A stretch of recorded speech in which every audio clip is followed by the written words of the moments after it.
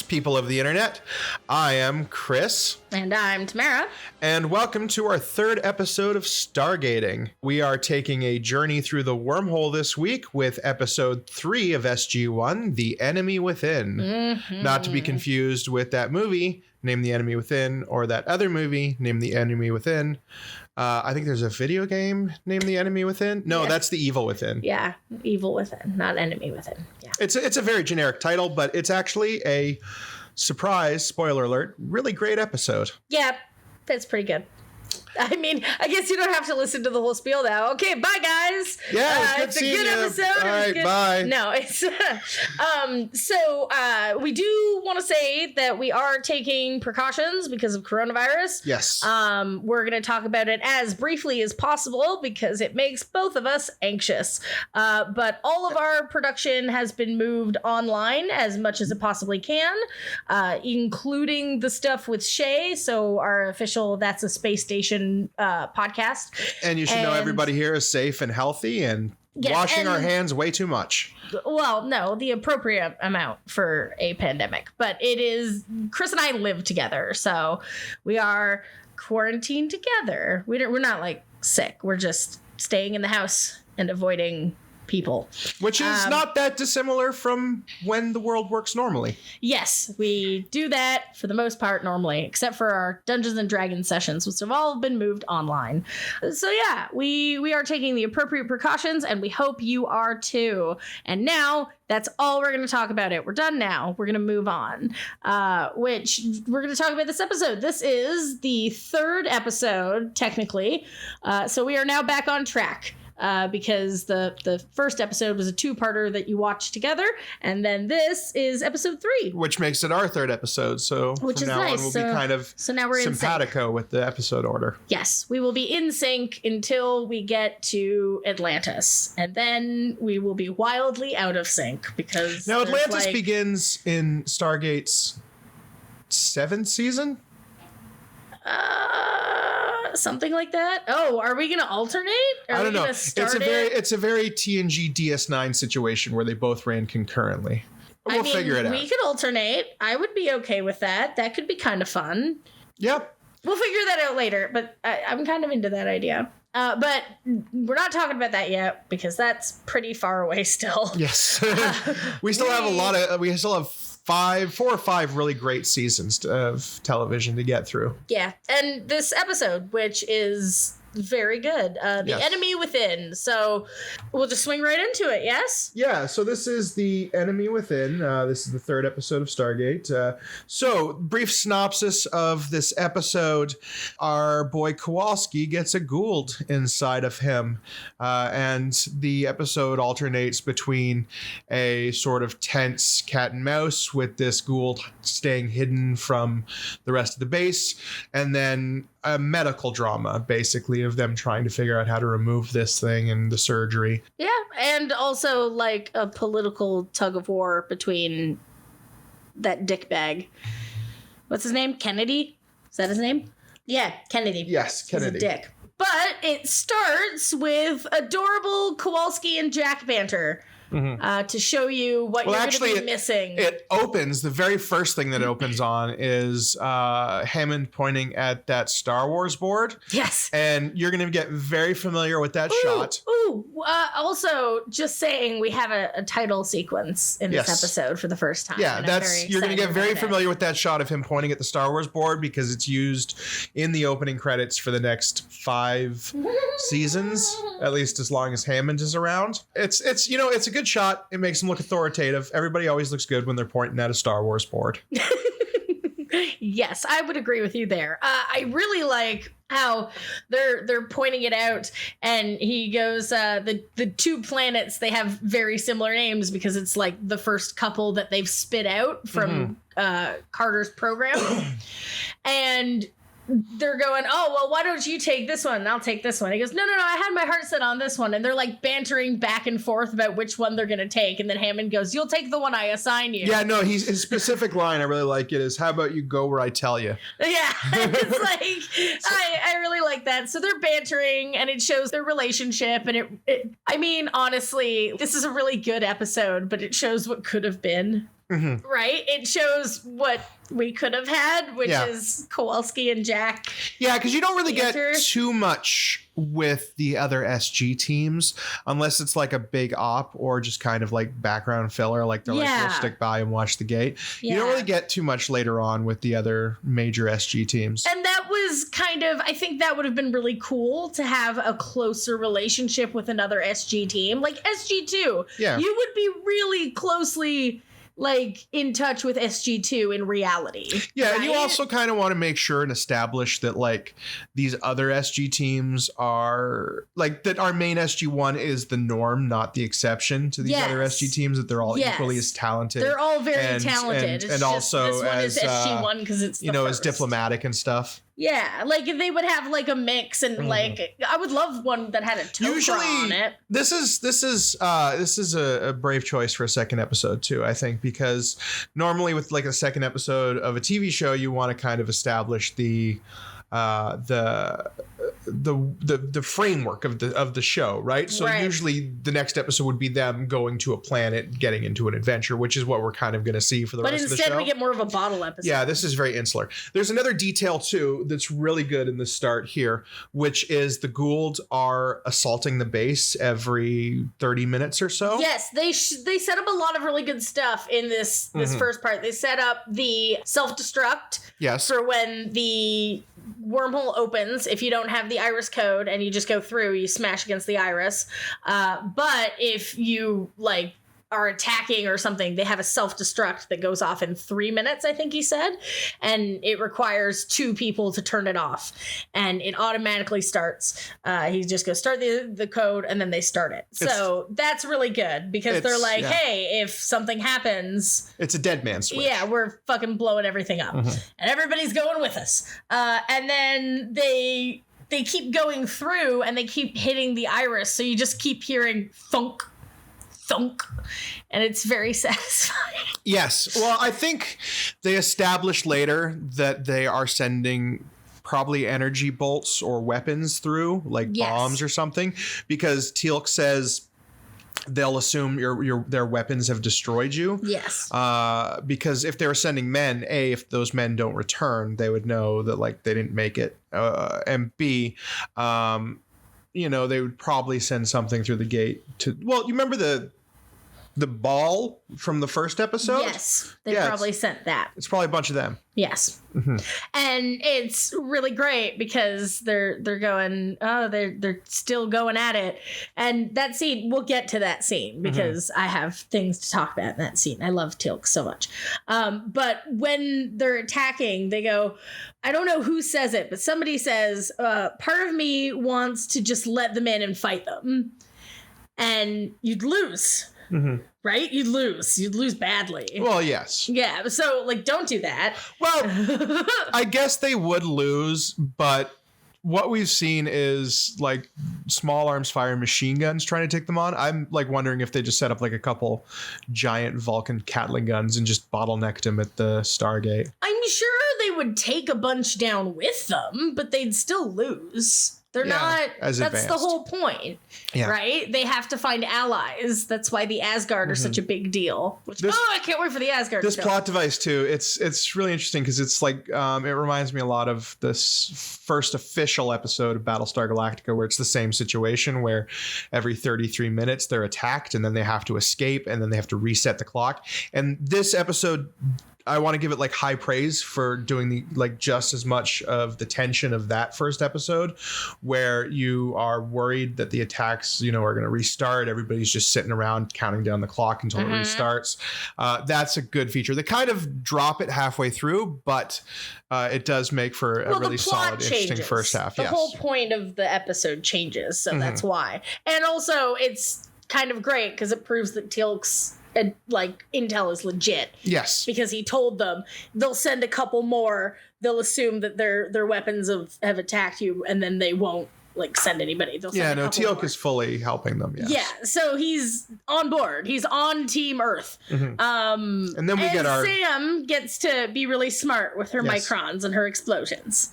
She's like, so many microns and explosions, and you're like, Sam, getting to do some nerd stuff. I love Sam. Then we get our first official opening titles. Yes, first what do you think title of the sequence. season 1 titles? It's good. It's a great. I really miss like kind of a little longer opening for your TV show, and it's working because we're not binging it. If we were binging it, it would get annoying, right? But it's a kind of a longer title sequence, and the music is great. And do do do do do do do. Yeah, right? it really sets the mood, sets you up for the tone of the show. It's like a grand space adventure, and I love that. Sci-fi is so great, and this is some really great sci-fi. So it sets the tone, it makes you feel good, and it's also really fun to hear directly after like a witty one-liner from Jack or something, because it's like Jack says something funny, and then do do do do do do. It's funny you say sci-fi is so great too, because this is, I think, the first, because the 2-parter was specifically on the Showtime network. This is the first episode, I think, that aired on Sci-Fi Channel, which would be the home of this franchise for the next 20 years. Yeah. And then they haven't done anything with it since. Sad. Yeah. Well, that's why we're talking about it, because yes, bring it back. Bring it back. Give me some sort of Stargate. And not a terrible reboot. web show. Do a full reboot. Just do a full reboot. Just commit to it. Do a full reboot. Yeah. New aliens. Do something new. Just keep the Stargate concept and we'll save that for a minisode. Our pitch on the reboot for. Ooh, we could do that. We could do a Stargating minisode. That would be fun. Yeah, we should do that. But yeah, so great title sequence, and then Hammond, you get the scene where Jack and Hammond talk about Teal'c joining the team, and Hammond's like, I'm down for it, but, you know, this dickbag wants to come and take him because he's the only example of the alien that we're fighting, which I would agree with him if he weren't such a dickbag about it. Yes. He's just like a giant asshole. The government is like, no, Teal'c can't join your team because we're going to have to talk to him a whole bunch and maybe dissect him. I mean, he claims he's not going to dissect him, but we all know he wants to dissect him. And then Jack is an A+ friend because he tries his hardest, but he has limited power because he's just a colonel. Yes. Yeah, so he can't really do anything about it. Like he says to Hammond, he's like a recently reactivated colonel. Yeah, and Hammond hears him out, but he just, at the end of the day, he can't do anything about it, and he just says, like, I can't do anything about it. Which is a lie, because later he just calls the president. You could just call the president, but I guess he doesn't want to do that yet. I guess he's, like, wants to hold off on just calling the president for everything. But I think that just ends up being what he does all the time later, right? He's like, I'm dealing with this, and then someone like Kinsey. Kinsey. Well, I guess if you're the person that the president has directly put in charge of the massive extraterrestrial gateway that can significantly advance or destroy humanity, you probably have a lot of faith in him, and he probably has your cell number. Yeah. Is he a 4 or 5-star general? He's the 4-star general. I don't think there's a 5-star general. Oh, there isn't? I don't know.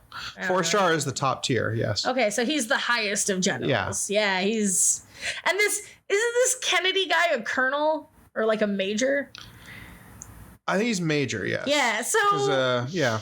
Shut up. Like, just go away. I'll go to my superiors. He says that a lot. I don't like this guy. I don't know if you've noticed, Chris. Well, do you know what I think that is? This is 1997, right? Yeah. This guy is there on behalf of a congressional committee. Congress at the time, I'm pretty sure, was Republican because they were trying to impeach Bill Clinton, who was the Democratic president, who Hammond is appointed by the Democratic president. Oh. Okay. That may not be the case at all. Like, it could be Billy. He was a dick. In this universe, the president could be like Billy Joe Bland or something like that. Right. Like it doesn't have to be Bill Clinton. But like, it's pretty much like at this point, if they're not saying otherwise, 1997, it's Bill Clinton on the other end of that phone. Yeah. So, but then he goes to see Teal'c, right? He goes to talk to Teal'c after he talks to Hammond, and he walks in, and Teal'c is so great and also very understanding. And he goes, they keep attacking, and he goes, they'll stop soon. And yeah, they stop soon. Like, they have a little scene later where Sam and Daniel talk about it. First instance of Kelnareem, not named. Yes, they don't say it, but he's clearly doing it. He's clearly in the middle of Kelno Reem, which is great. And it's a nice little flash forward to what we're going to see later. And also, Christopher Judge is really playing a Spock kind of character. Oh, here. yes. Yeah. Yeah. No, that was what I had that moment in the opening titles because they have, Christopher Judge as Teal'c and they have different images of him through later in the series. And there's the one image of him where he's like looking down, he's got like tears in his eyes and he's kind of crying and emoting. And that was the moment I was like, oh, right. Teal'c's not Spock. Yeah. And like this first episode, well, he doesn't really say much in the first one, but in the second one, he's very much playing Spock. Well, he's stoic. He's not emotionless because he shows a little bit of emotion, but he's very like deadpan and very reserved. So it's kind of Spock. Like it kind of comes off as Spock in the beginning. They really get the handle on these characters later. That's why I have to call out Brian Glasner, Brad Wright, one of the two, who said very specifically when they were creating this show that they didn't want it to be a Star Trek. Yeah, sure, buddy. Yeah. So a little bit earlier, we kind of skipped over it. Kowalski was complaining about headaches. Yes. And Jack sends him to the infirmary and he asks Hammond permission. Hammond goes, yep, go get checked out.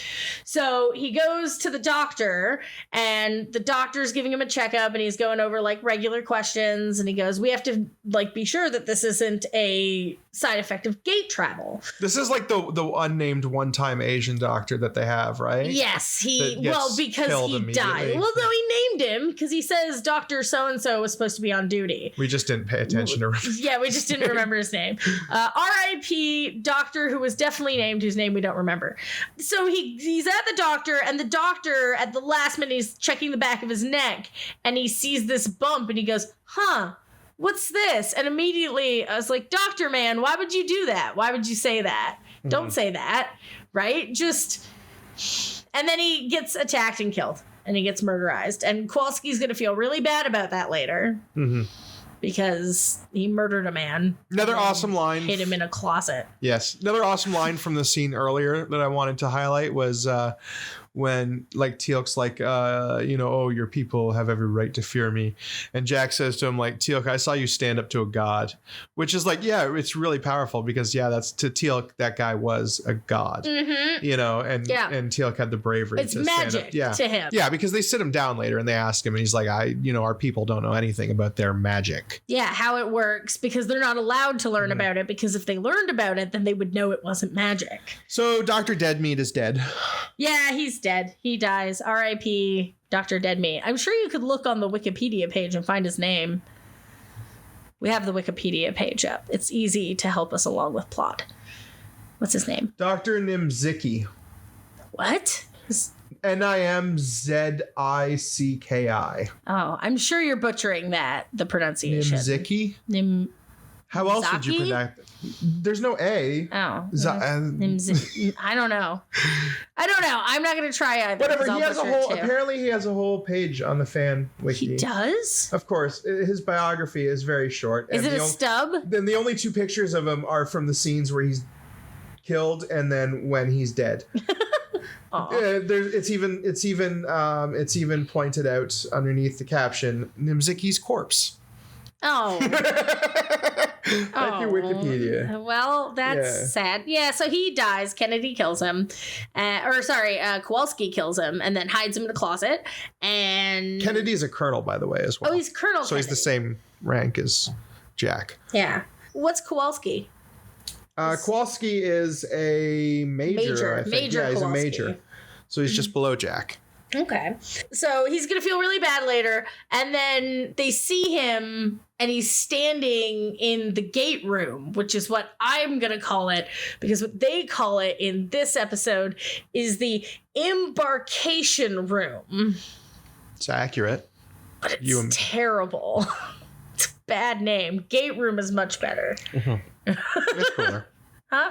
It's cooler. Yes, it sounds cooler. Drop the. It's just gate room. It sounds cooler. Gate room is cooler. So then Kennedy is talking to Teal'c because he shows up to talk to Teal'c, and Jack comes in and he goes, permission to barge in, sir? And it's like, yeah, granted. He just comes in and sits down. So it's like, all right, yeah, sure. Well, he has every right. He is a colonel. Yeah, that's true. And then he spells Teal'c's name, which is really great. Helps the audience. Yeah, helps the audience, helps me. Because he goes, it's Teal''. And you're like, great. Now I know how his name is spelled. Also, fantasy / sci-fi trope of putting apostrophes in names. I do love it. I do it myself. Well, it's a good way to give you the pause break so that you can say, like if you were to spell his name phonetically, Teal would probably be the first part, but K would be K-E. K. Yeah. Teal'c. I guess. Oh, also, I just want to point out that this show would be super interesting from Teal'c's perspective. Yes. If this show was redone, but it was redone from Teal'c's perspective, or an alien like Teal'c. Well, the good thing really with the show, is that you get a lot from Teal'c's perspective later on. They really develop his character through his personal episodes. I think the first time you really get a sense of him as an individual is, I think it's a season 1 episode, but the one where he is hallucinating and escapes and is running around Earth. Yeah, I remember that episode. That's a pretty good episode. What I really like is in this scene, because this is the scene where Kennedy is talking to Teal'c and he's trying to find out information about the Goa'uld. And he asks him, well, how do their ships work? And he goes, I don't know. And he goes, how do their weapons work? And he goes, I don't know. What are their power source? Like, he's asking all these reasonable questions, and Teal'c doesn't know any of it because it's forbidden for him to learn about their magic. And then he goes, well, you can tell he's disappointed. Like, this isn't helpful to him, right? None of this information is giving him any assistance. But this is also the scene where you find out, one, that all of these quote-unquote aliens that we're going to meet throughout the series all look like humans because Earth is the original planet that they took slaves from. The Tauri. We are the Tauri. So you find that out, which is like a big deal. And then Teal'c says, you are their greatest hope. It's like, no pressure there, man. Teal'c is rewarded for his conviction already just by the iris existing. Yeah. Because he compliments it. He says they cannot get through your iris. It is truly an ingenious device. It's obviously something that the Goa'uld never thought of or had the capability to build. Well, they probably have the ability to make it, but they probably just never thought of it. I think that goes towards what's later established with the Asgards, where they get Jack and they say specifically to Jack, we can't beat the replicators because we are thinking too high. What we need is someone who can think of stuff that is stupid. Yes. Because they're impressed by bullets. Yes. Because they use energy devices and the replicators can absorb it.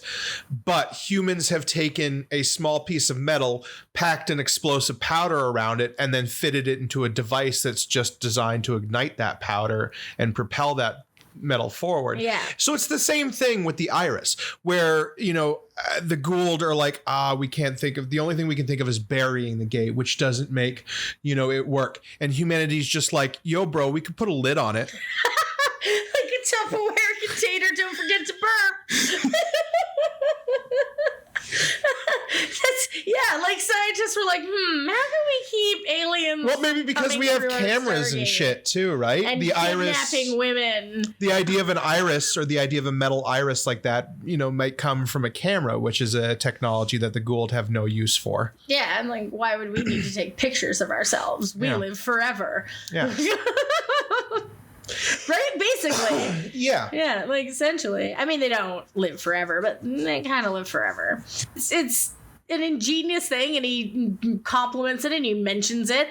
And it's really great foreshadowing for stuff we do later where other aliens are like, well, you're kind of dumb, but you also come up with really cool solutions to problems. So yes. Please help Because us. you're not afraid to do dangerous, irresponsible things. Yes. But yeah, so the whole scene is really good because it's talking to Teal'c and finding out more about Teal'c and the Jaffa and what his whole deal is. And then we have a little scene between Sam and Daniel so that we are reminded that Daniel exists. Yes. Because Daniel has nothing to do this episode, and the only thing Sam does this episode is get kidnapped. Doesn't he get to reiterate once again that like he's worried about his wife? Yes, right, during the he does. surgery where he's just he's like watching this important man and this close friend of one of the people who saved his life many times, and his only thought is who helped save his planet. Remember, Kawalski was there the first time. Yes. So and like he's just like, oh man, this will be great if this works for my wife. Yes, he's like, if this works, that means I can save Charé. And it's like, yeah, no, he has nothing to do this episode. We know you're worried about him. I literally wrote, Dan, still only worried about his wife, not his brother-in-law. Yep. Just only allowed to worry about one character. Mm-hmm. So then they split up. The two of them split up. And in that little scene is when they mentioned that the attacks have stopped. So confirming Teal'c's intel that he gave Jack before. Yes. They split up. And Daniel goes to the medical supply closet for a reason. I think it's the bunk bedroom. I think he's going for a nap. Yeah, he's like, I'm gonna go. Because I think he literally lies down and then that hand drops into frame. Yeah, so then he looks up and he finds the dead doctor, which is sad. And like you think... Poor Dr. Nimzicki. You think someone would have patrolled that. Mm-hmm. Right? Well, maybe. Well, no, here's the question. How far away is that room from the medical office where he killed the guy? And how was he able to just haul that body through a hallway that is usually like pretty heavily trafficked by guards? Especially considering they've been constantly under attack. Did he do the rug trick? Did he just have the rug? I'm just moving this rug. Rugs there? Like, do they have rugs on the base? I don't know. It was Hammond's rug from his office. He had to go steal it first. So he was in the gate room, and they found him in the gate room, so they send him back to the infirmary. Mm-hmm. And the other doctor comes in, and he's like, I don't know, so-and-so is supposed to be on call, and, like, sorry, it took me a while to get here. And then he goes, well, I'm going to do an MRI, because you're getting these headaches, and now you've had a blackout, so we're going to do an MRI. And this doctor is slightly smarter than the last doctor. Well, because he hits that button right away. Well, he sees it on the MRI, and he goes, okay. And then he gets up and he doesn't immediately go, what is that? Yeah, he plays it cool. Come on, Kowalski, we're going to get you to I'm going to take you off active duty for now. And then Kowalski, like, freaks out. Well, no, his eyes glow. And as soon as his eyes glow, he's like, shit, button. I've been found out. So he hits just slams that alarm button. Yeah, he slams the alarm button, which is, like, the first person to do that and is smart. And he lives for it. Wow. It's almost like if you sound a red alert when creepy shit is happening in your base, it helps you. Mm-hmm. Like, in the movie or in the opening scene of this one, yes, the first episode where she gets kidnapped. So yeah, Sam gets captured. Again? No, for the first time. First time. She get captured again next episode or the episode after. I can't remember. No, the episode, next episode. Yeah, next episode. It's like, why couldn't Jackson have gotten captured? He's a civilian, right? Like she's also has nothing to do in this episode after he found that body. Exactly. You could have gotten him captured. You could have had him turn around and see Kowalski standing behind him, and then Kowalski captures Jackson. Mm-hmm. You could have done Jackson getting he's literally a civilian with no hand-to-hand combat training or anything, which Sam would have. Like, sure, she probably can't overwhelm him in force, but she could probably flip him over her head. And then she gets knocked out because she gets slammed against a wall. She gets thrown against the elevator wall because he's gonna leave with her. And then he comes to after she falls unconscious. And I think this is a really good way to introduce your alien species bad guy in a more personal way. Yes. Because also give you more rules on how it works. Yes, like he has genetic memory. The aliens have genetic memory. There is something of the host that survives because later on, he manages to use the code to shut off or turn on the self-destruct sequence. Yes. They establish a lot in this episode for your future episodes and things that'll come up later. And they do it in a personal way with a person that you care about from both the movie and the TV show as you've seen it so far. I know he wasn't really character much in the movie outside of like Kind of a bully. Yeah, he wasn't really that much of a bully compared to French Stewart, but I think the actor in this TV show is better. Yeah, he's very good. Yeah, this guy, he's great. Apparently too good for this TV show, but spoiler alert. Sad. Yeah.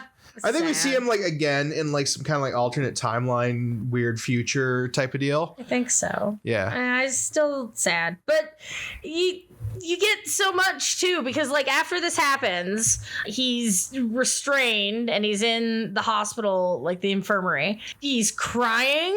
Mm-hmm. And he's admitting that he's scared, and Jack is comforting him and trying to make him feel better.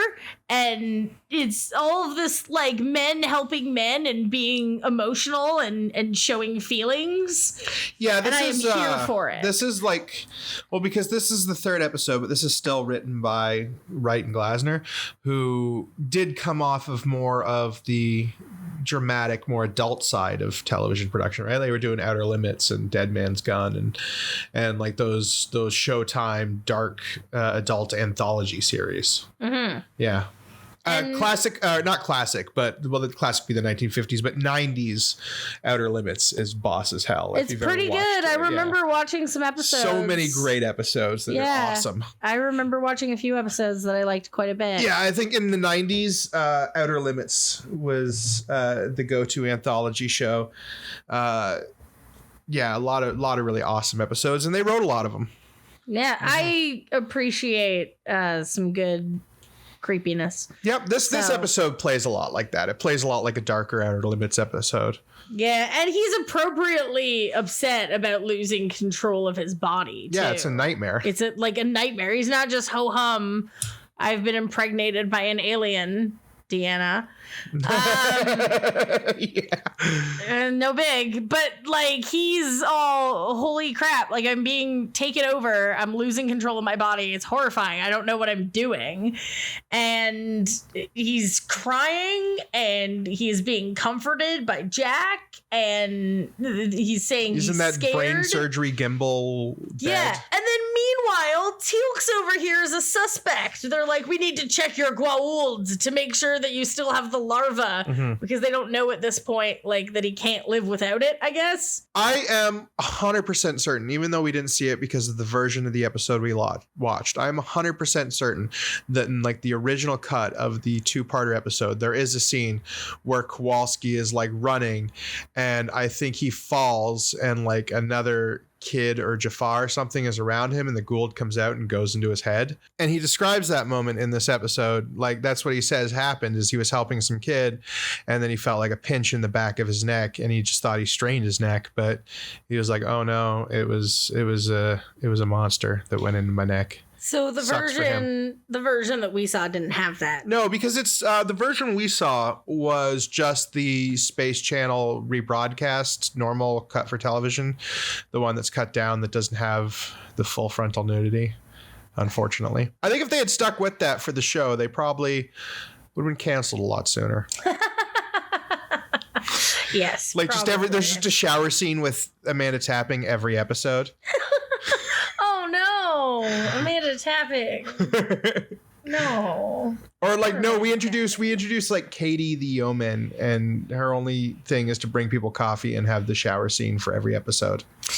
Well, no, I don't think any of that should have happened. I think it's fine the way it is. Yeah, so Kowalski is acting his ass off here because he's, talking about how... Now you're being weirdly horny.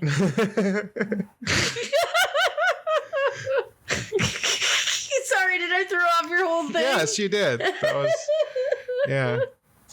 I'm not denying the charges. I'm just disputing their validity. So anyway, yeah, Kowalski is saying to Jack, he's essentially giving Jack his living will, that if he doesn't wake up as himself, he doesn't want to wake up at all. If he's not going to let this thing, take him over, he's going to risk the surgery to cut it out, which has a extreme likelihood of either killing him or leaving him paralyzed. And he's willing to take the risk. The only problem is that asshole Kennedy has different ideas. Well, first, Teal'c tells them to talk to it because they go to Teal'c, and Teal'c is a suspect now, right? So they ask Teal'c, let me see your Goa'uld larva. He does the puppet and he thing. shows it, and its puppet budget is not great because they can only show it either. We had that discussion during the episode on if he squeezes it out or how exactly he forces or it if to it come just out on feels command. the air and it just comes out, like it just feels air contact, and it's like, what's going on? I don't know. We still didn't figure out which one it was.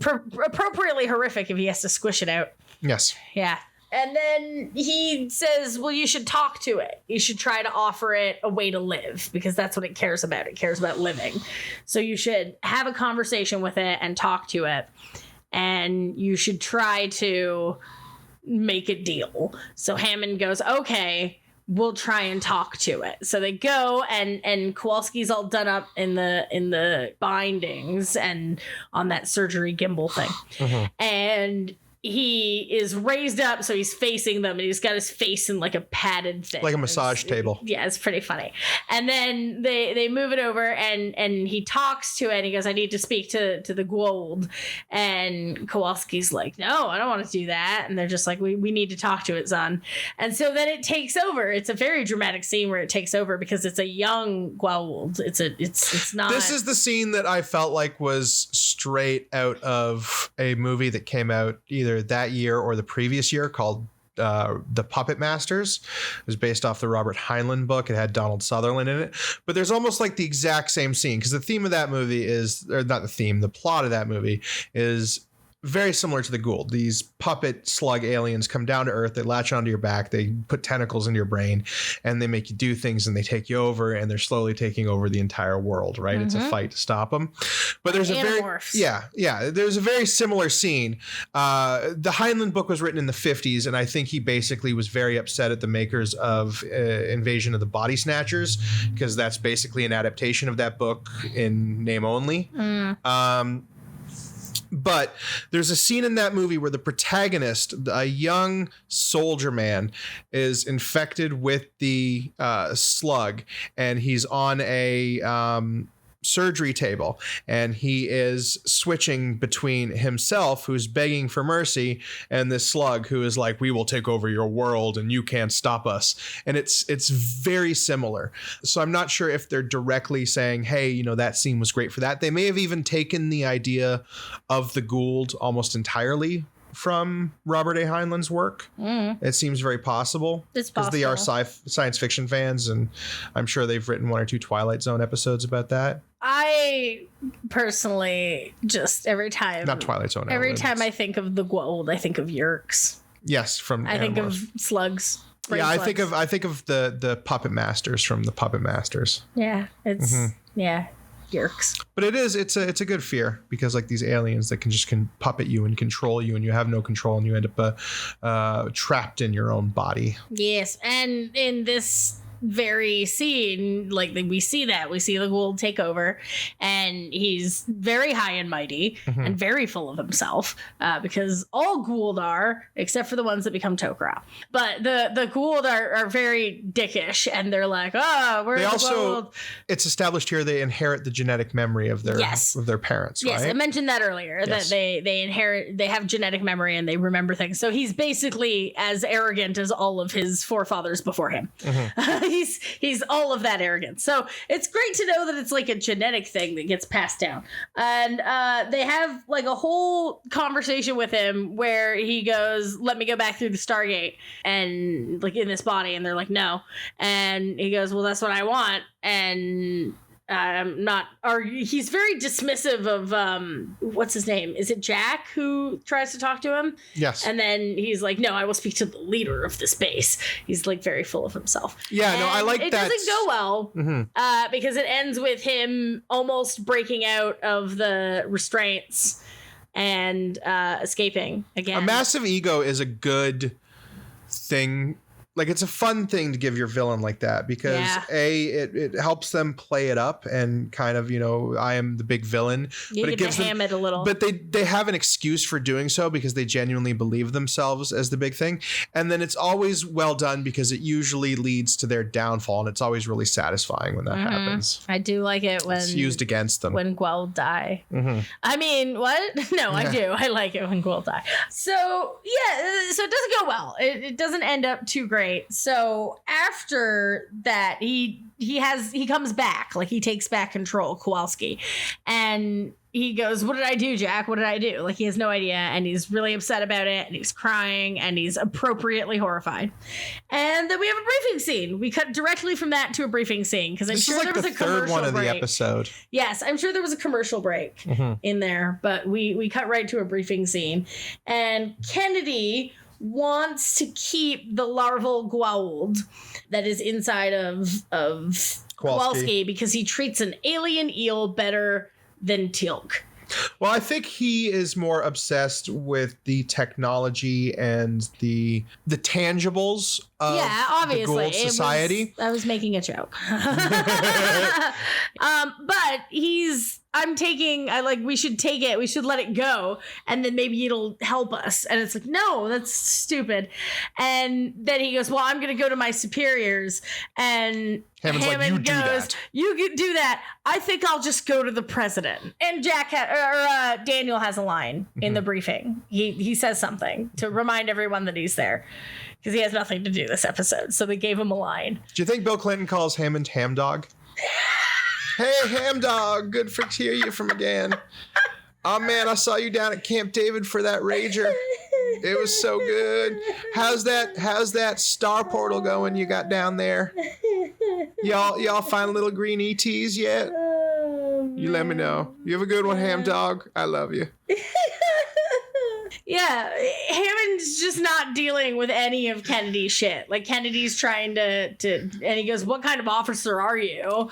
And he goes, I beg your pardon, Colonel. I mean, you're a general. And he goes, we are saving my officer. If there's any chance of saving my officer, we're doing it. This is the real turning point for Hammond. Like 12%? It's like a 12% chance that he'll live without being paralyzed. Yeah, Hammond, they really dropped Hammond is the hardcore angry police chief antagonist kind of character real quick with this, right? Because he's just, this is my soldier, I'm going to save his life, go to hell with your bureaucracy. And at that moment you're like, okay, yeah, so that character's fully on our side now. You can never really bring him back to being that. So no, they still try. That's why they have a string of people like Kennedy coming in over time until they settle on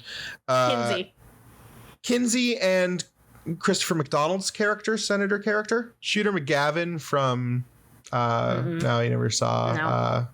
Well, what about that other major, the black site Stargate teams? Yes, that guy. Yes, that guy's also, what's his name? Fuck, he's a major, right? I think so. Yeah. And you find out he's working for Kinsey. The point is they can't use Hammond like that anymore. Yeah, which is a smart decision. Yeah.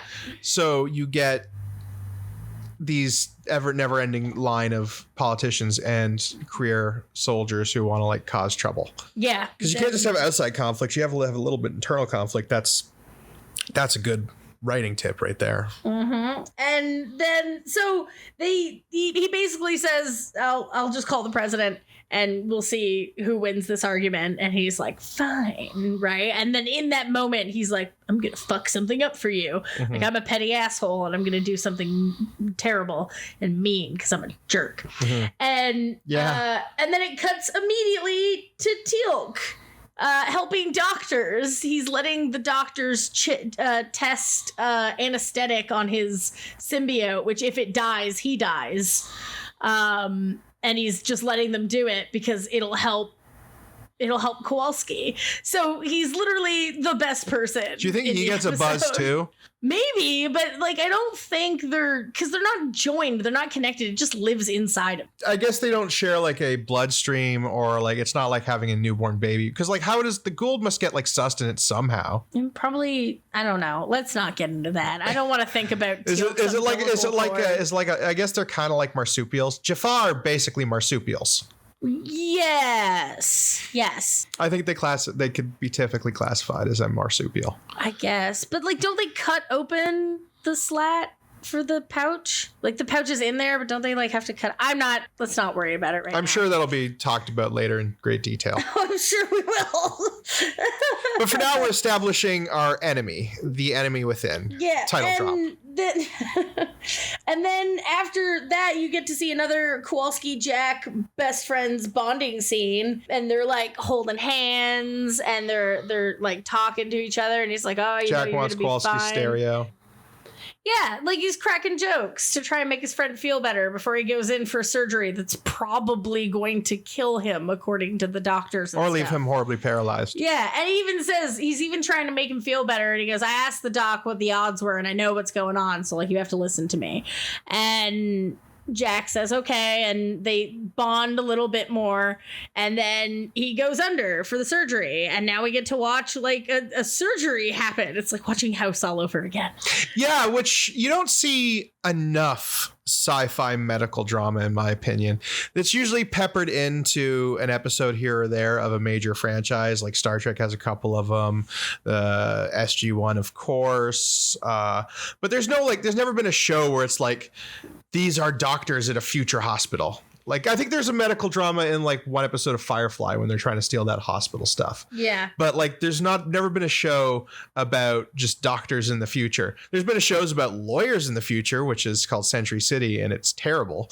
But I guess because people assume that in the future we'll just have snap your fingers and fix it medicine, and that's not very interesting. I don't know. I think you could have a lot of cool scenarios, like of different bugs and diseases, like and aliens and stuff like that. But yeah, it's like the Andromeda Strain, which is essentially a sci-fi medical drama. Yeah.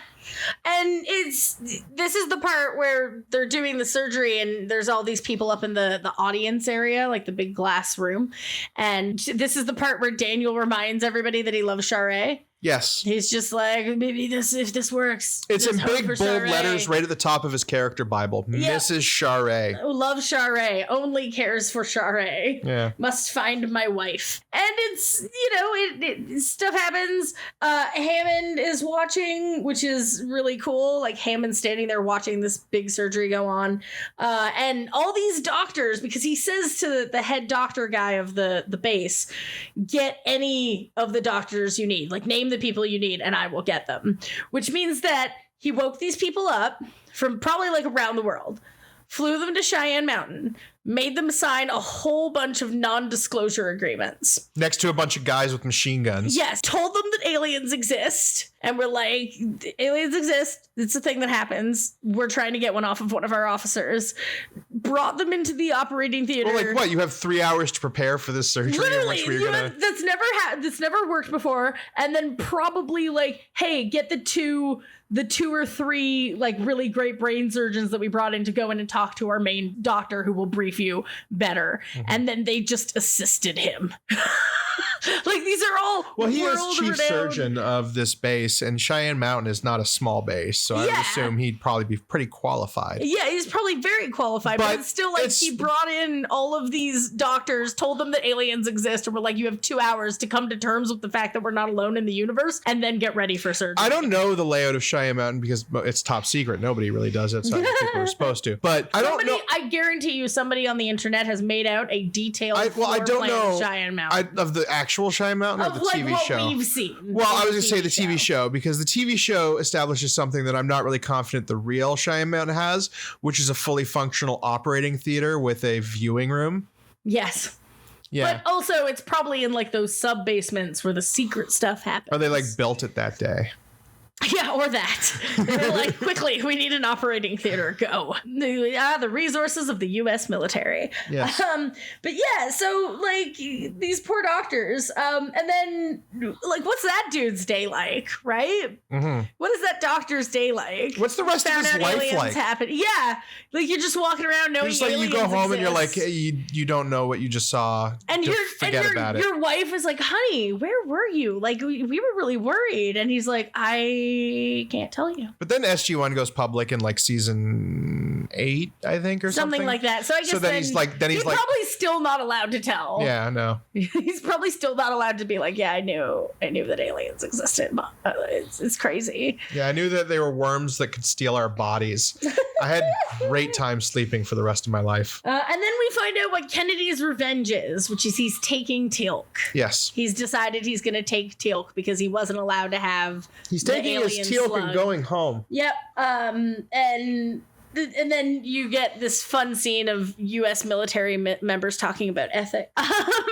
So that happens. And then they're like talking about the ethics of letting him go and whatever. And Hammond's all, well, I can't really do it again because I already threatened to call the president once. And he's going to get to take him.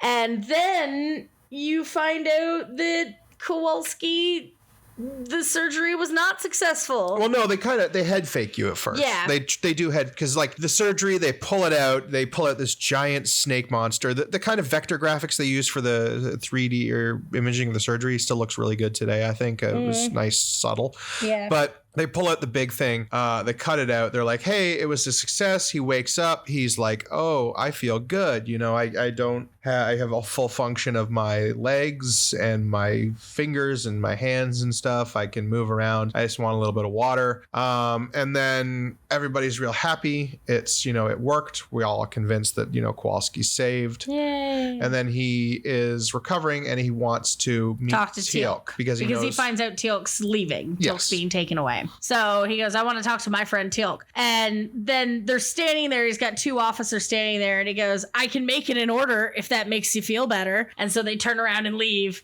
Teal'c alone with him, and then he attacks.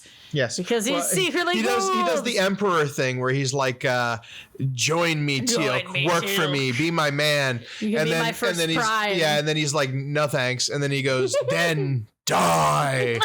Which is, expect lightning to shoot out of his hands at that point. But it doesn't, because he doesn't have a riven device with him. No, he just chokes. He's just a straight up meat puppet now, so he chokes. Apparently, he says here that the snake that they pulled out, the Gould that they pulled out, was actually just a shed husk. Yeah, because the true Gould are like basically a small bean-sized thing that lodges itself into the middle of your brain. That's why they're hard to like get out.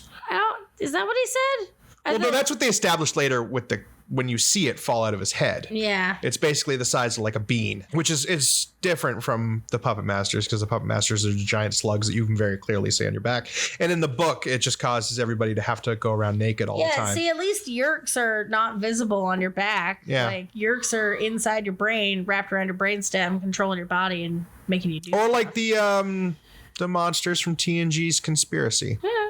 Yeah, a little bit like those, but you can still see those. Oh, right, because of the tubes on the back of the neck. Yeah, you can still see those. You can't see yerks and you can't see Gwawol. So except for the glowing eyes. Yeah, but they control when they do that, or when they get really angry, they do that. 90% of the time, if you had a really good actor as a Gwawol, you could have someone be infiltrated in your military thing. Yeah, which is something they don't really take advantage of much, because I think we should be wary about saying that, because there are so many seasons and I haven't seen all of them. So I wonder, I haven't seen like the whole. I don't think they really bring that up much. It's certainly not a major plot point like it was in DS9 with the Changelings, where it was a big plot point through a lot of that series that just anybody could be a changeling all of a sudden. So knows he's possessed and he's attacking people, and he heads towards he heads towards the gate room. He goes into the command center and he hurts the Chevron guy. Yeah, Teal'c pursues at an angry saunter. Yes, he's in no rush. He's just I'll get there. I'll just stop him when I get there. Let him open the Stargate. That scene is so cool, though, when he comes to the Stargate. And then he turns on the self-destruct, which he would only know if he could access Kowalski's memories, which means Kowalski's like still in there, and which is rough. And yeah, they fight, and Teal'c both does and does not have Worf syndrome. Yes, I was thinking the same thing. Absolutely. Yes, he has it when he first gets attacked, because he wasn't like expecting it. He thought the guy was fine. And then he does not in this final fight, where he's kicking a lot of ass and holding his own. Yeah, and he doesn't just get knocked unconscious to show how awesome the Gwawol is. This is the first moment, too, in the series where they do establish Teal'c as Oh, badass. a physical threat, right? Yeah, because he's a heavy. in the last episode, he just shot everybody and he didn't really he just kind of stood around. This is the first episode where you're like, oh no, Teal'c can kick ass. Yeah, no armor. He's just wearing like a jumper, like a onesie that they gave him. No, I thought he was just wearing like shirts and pants, but No, he's wearing like a. Oh, yeah, like he's in a onesie. The outfit. Yeah, he's wearing like a onesie, and he's got no armor on, and he's got no weapons, and he's in hand-to-hand physical combat, and he's kicking Goa'uld butt. yeah, And no, it's they're struggling. Awesome. And the Stargate's a really great backing. Like the event horizon is really great backing for the fight because it's got this unearthly glow to it. So it kind of shines off of them while they're fighting. And it's really great. And then he grabs him and he shoves his head down and Jack goes, Teal'c, hold him there. And then they shut the gate off and it cuts off the top of his head. That is awesome. It's a brutal way to go. I think that's the most brutal thing. One of the most brutal things we see in Stargate history. It's really cool. You do get a quick shot of like his head as he turns around, and it's just basically just the cut off gross. Yeah, it's just flat. But it is really well done because we've already established that like the Stargate will vaporize anything that's like left in it, and it's creepy and it's gross. And when the thing falls out and frizzles up, it looks almost exactly like TNG's conspiracy. A little, yeah. But it is like this little small being creature that just dies instantly, which is cool. And yeah, it's because Jack's basically like the one where he's like shut it down. Next generation. Not everyone knows what TNG means. Yes. Star Trek: The Next Generation. Yes. It's TNG. Mondays on CBS. He talks about it a lot. So the Goa'uld dies. Yep. They flash forward. Jack's upset about Kawalski, but he's looking forward to the future. I like this arc in this episode for Jack, where it's basically he loses an old friend but gains a new one. Yes, that is the arc. Because he gets Teal'c at the end, and Hammond basically tells Kennedy to fuck off. Well, he says that he phoned the president, and the president said he and the could Bill stay. Clinton was like, "What's that, ham dog?" Oh, you want that alien on your team, and this guy Kennedy wants to take him away? You know, I saw that guy Kennedy having lunch with Newt, that silver-haired bastard. I hate him. No worries, man. You got my back in ham dog. I'll see you in Tampa next weekend. Ham dog. He golfs with the president just regularly. He's just like, I hate the nickname, but you can't really tell the president no. So. It's better than when Bush got appointed and Bush started calling. Maybe that's why he left, because Bush started calling him like, I don't know, Turd Mound or something.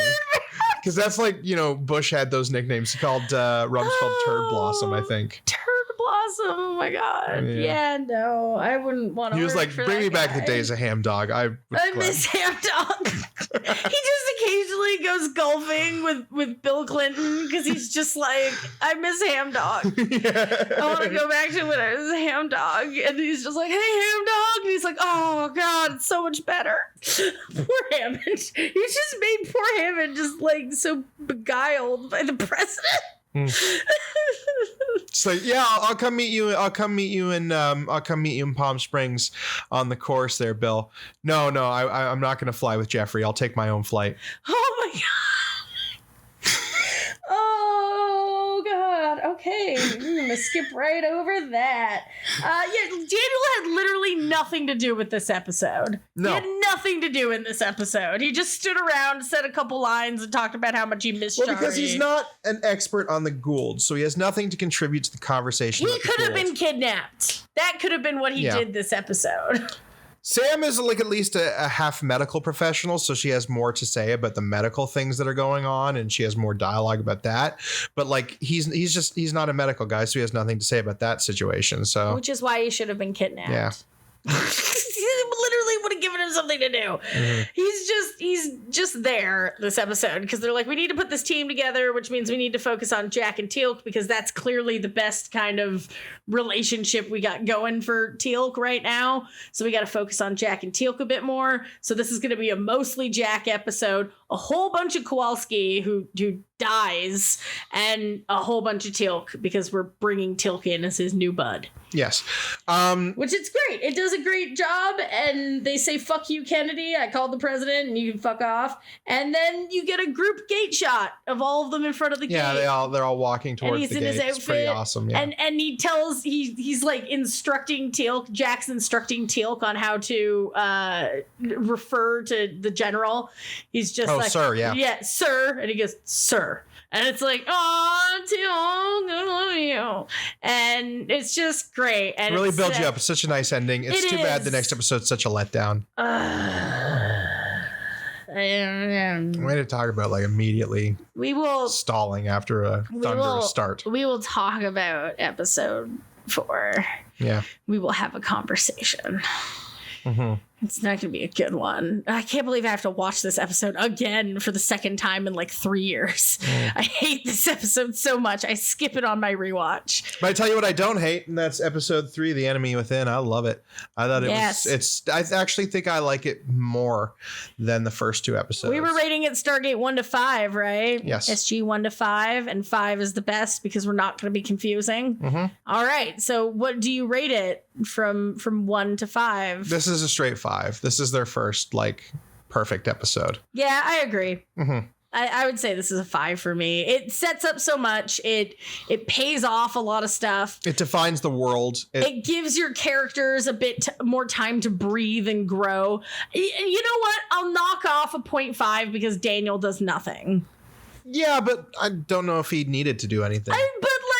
If it's gonna be the episode where the crew comes together, where like this is our episode where now we're a team, he should have had something. Mm-hmm. He's all about ancient cultures and stuff. Why didn't you have a scene where he's talking to Teal'c? One of the advantages I think about one of the reasons I think that they focus on Teal'c and Jack and Kawalski in this episode, mostly Teal'c and Jack, is because Teal'c's a brand new character, so we want to establish him, and Jack is essentially a brand new character because he's new. He's not like Kurt Russell's character at all, so we have to establish him. Michael Shanks is still very close to the movie version of Daniel Jackson, right now, who also got a lot to do in the first couple episodes as well. So yeah, but like he's all about ancient history and ancient like cultures. He should be the person who's really into talking to Teal'c about his culture and like what, like in that scene where Kennedy's sitting there talking, why couldn't you have just a couple moments of Daniel being really excited and going, well, what is Jaffa? What would you translate Jaffa to? Like, what does it translate to in your tongue? Or like, oh, what, you know, oh, you believe them gods, blah, blah, blah. Like if he had more to do in that scene, at least then it would have shown like, yeah, I'm sad about my wife, but also I love ancient history and stuff. You could have really easily thrown some lines in that scene or given a short scene between him and Teal'c where he says, you know, what do you think of Earth so far? And he goes, I haven't seen any of it. I've been in a prison cell. I guess, he goes, yeah. Well, let me show you some Earth things. I just think the episode was appropriately focused. I do. I just wish there had been a little bit more for Daniel to do. And that's what keeps it from being absolutely, you know what? Here, I'll give it a 4.8. Sure. Splitting hairs there, but okay. Well, that's literally my only quibble, and it's a quibble, and I will admit it's a quibble, but it's also like... What's SG 4.8 do? SG 4.8 does Do they all just of go the like paperwork restock? Yeah, for they restock the concessions? SG4. Or, yeah. It's just one guy. Yeah. And he calls himself SG 4.8. He's their noob. Oh no, not nope. Sad. Now you've made this guy's life sad. He has to clean up all the diarrhea. Damn. Yeah, I thoroughly enjoy this episode. It's very close to perfect. I just wish there'd been more Daniel. Yeah, and I'm sad to see Kowalski go. I'm sad to see that actor not be able to continue because he really added a lot to the character. I think I also really enjoy the lighting in this episode. Yeah. There's a lot of moments where everybody is really well lit and dramatically lit. I enjoy, one of the things I enjoy about like these kind of sci-fi things, Star Trek and SG-1 and whatnot, is when they really get into like the procedurals of these operations, you know, the details of how stuff works. And this episode has a lot of that. I I personally really like your Jack and Teal'c character development. I'm all about characters and I'm all about story. I love like good characters, good foreshadowing really gets me. And there's not a lot of foreshadowing in this show because it's very episodic and it's written hard on the fly a little bit. Yeah, and it's harder to do foreshadowing in the show. But what it lacks for in my absolute favorite writing technique, it makes up for in these characters that I love. And I've loved these characters since I was in elementary school, and I still like them now. I still love Teal'c. I'm like watching Teal'c and go, no, I'm still thoroughly even though enjoying everybody's Teal'c. not 100% there yet. They're not quite there yet. They're still plucking their way through what the right notes are for these characters.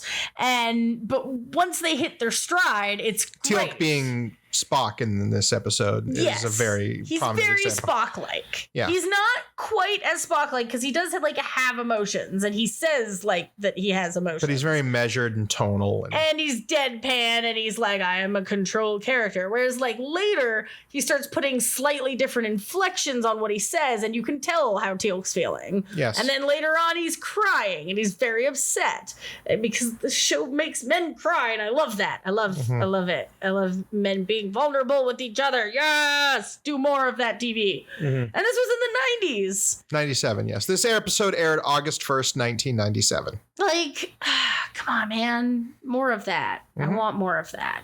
And it was a thoroughly enjoyable episode from start to finish. And I don't have any real issues. Even your like antagonist was good. Because it was Kennedy. Kennedy was your antagonist. The worm was your antagonist, but also Kennedy was your antagonist. Yes. So that was really satisfying to see. Having him be a real big dickbag. And, I hate you. You suck. Yep. He's even in like really dark shadows. And when you first see him, like he's freaking Voldemort or Palpatine. He's like, I am in the shadows. He's played by one of those everyman actors that you see playing the bad guy a lot. Yeah. He's one of those that guys where you're like, oh, yeah, you play an asshole quite often. Yeah, you play that bad guy in this show and this show. Do you know any of the shows he played bad guys in? Off the top of my head, no, but I wouldn't be surprised if there was a Star Trek in there somewhere. I wouldn't be surprised if there was a Leverage in there somewhere, like if he kept acting. Yep.